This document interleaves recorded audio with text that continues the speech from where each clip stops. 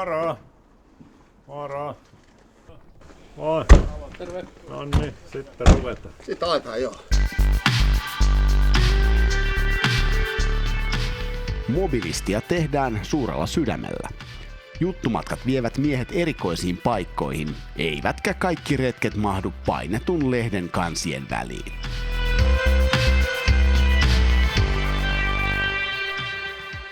Siis tää startit on tosi, varmaan kun se on vanha, niin hengetön, mutta että siellä Lapissa niin me vedettiin käyntiin, niin sitten lähti tosi hyvin. Pyöriin lujempaan. Starttauksen ajaksi.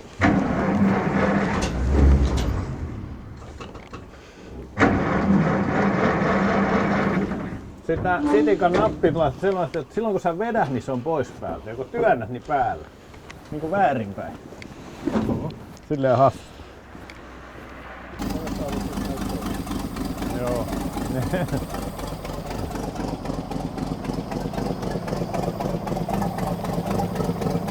Mut se ajossakin se moottori on tommonen hyvin niinku matala kierroksinen, et se ei oo semmonen kierrosherkkä kierroskone, et enemmänkin menee tälleen tyhjäksi pienillä kierroksilla.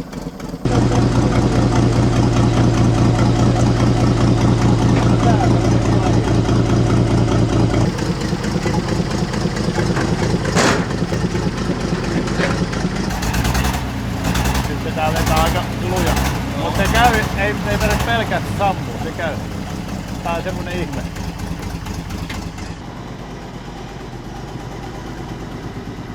Tämä yritys on lähtenyt mun autoharrastuksesta liikkeelle. Et koko ikä mä oon harrastanut kaikkea mopoja ja autoja ja ajettu rallia ja entisöity autoja ja kaikkea tehty. Ja ensimmäinen armeijan kuorma-auto ostettiin tänne 2000-luvun alussa.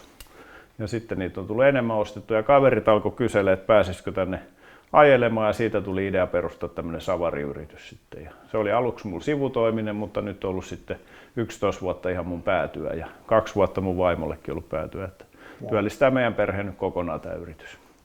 Ja me tarjotaan maastokuorma-autosavareita, panssarivaunusavareita, sitten joukkuekilpailu isommille ryhmille, sitten meillä on värikuula-aseita ja järjestää Trafi ammattipätevyyskoulutuksia maastoajonimikkeelle ja sitten vuokrataan kalustoa elokuvien rekvisiitaksi. Ja isommat elokuvat, missä meillä on ajoneuvo ollut mukana, on tämä Louhimiehen Tuntematon. Siinä oli 15 autoa ja sitten tässä Sisu-elokuvassa oli kaikki ajoneuvoautot siinä ja vaunu siinä. Et esimerkiksi tämä Tuntemattomassa, tämä Chevrolet-ambulanssi, mikä tässä näkyy, niin tämähän on se auto, joka syttyy siinä palaa ja Hietanen tulee sokeena ulos ja kuolee siihen. Ja tämä auto on uutena tullut Lahden VPK:n paloautoksi jo 37 vuonna ja oli Lahdessa paloautona sodan aikana ja sitten 84 vuonna, kun alettiin Molperin Tuntematon sotilaselokuvaa tekemään, niin Höylän Risto muutti tämän paloauton ambulanssiksi. Ja sen jälkeen tämä on näytellyt 7 eri elokuvassa ambulanssina ja 2 Tuntematon sotilaselokuvassa tämä näyttelee sama rooli, kun syttyy palaa, eli siinä keskimmäisessä ja uusimmassa.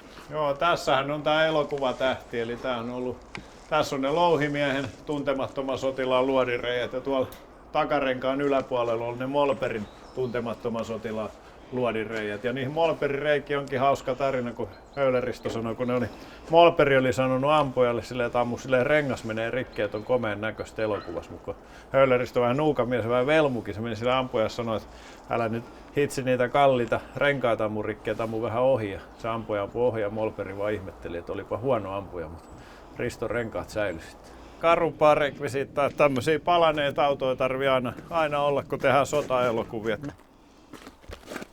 Samaan aikaan toisaalla nohevat lehtimiehet ovat onnistuneet upottamaan sitikan jumiin täysin tasaisella pinnalla. Noista renkaista pyörittää. Joo, sit saa vääntöä eniten. Joo, laitetaan käyntiin. Tässä on sitten. Joo.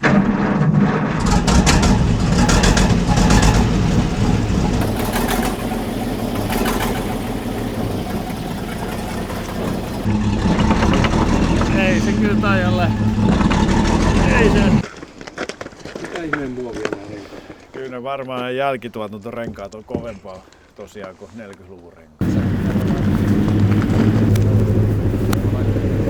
Joo, se on.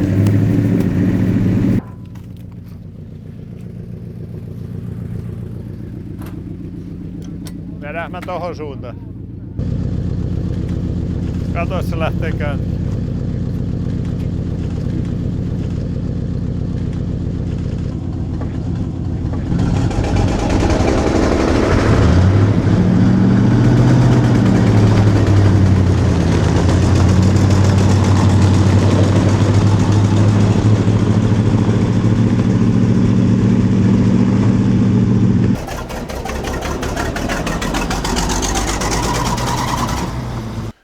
Tämä paikka, missä me ollaan, niin tämähän on vanha kanala. Tämä on tehty 52 vuonna, eli silloin kun Suomessa oli olympialaiset ja lonkero keksittiin ja Coca-Cola rantautui Suomeen silloin. Ja entisöimätön auto. Että se on monessa elokuvassa ollut mukana. Joku ohjaaja oli sanonut, että se autossa pitää saada vähän semmoinen niin elämään nähneen näköinen, niin ne lavastaja oli vasarolla hakannut tähän klommoja. Ei helvetti. No. Rista oli ollut siitä vähän pahana, mutta siitä se oikein tykkää. Niin, tää on vanha sukumaatila, että vaari eli maataloudesta ja sitten isä oli niinku sivutoimisena, teki maataloutta sama kuin mäkin olen niinku nyt kymmenkunta vuotta sitten viljellyt tätä sivutoimisena tätä maatilaa. Ei ole niinku päätyä vaan.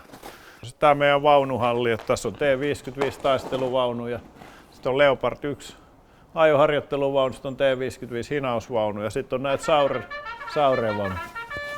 Pitää varmaan ottaa uudestaan. Ratsuväki. Perkele. Ja usein polttariryhmät esimerkiksi voi ottaa tämmöisen vaunun ja sitten sankari ajaa sillä ja muut on kyydissä. Siis vitonen. Joo, tässä ei alkuperäisesti ei ole oikeastaan kuin nämä keulan pellit ja Risto on tämän Höylä-Risto tehnyt ja tämä on monessa elokuvassa ollut. Mutta tämä on tosi hyvä elokuvista. Tässä on Volvo Amazonin moottori, aina lähtee käyntiin heti. Ei näitä taida olla venäläisilläkään kuin 1 tai 2 jossain museossa. Jatkosodan jälkeen kun rauha tuli, niin jouduttiin palauttaa kaikki. Menee täydellisesti kuin väärä raha. Joo, eli tervetuloa vaan tänne ajelee Milsavareille näin laitteilla. Vaunulla pääsee ajamaan ja se on aina minkä valitsee sitten, että meillä on useampia eri vaihtoehtoja. Saureri on eniten käytetty, että se on helppoa ja automaattivaiheen ratista ohjataan sitä.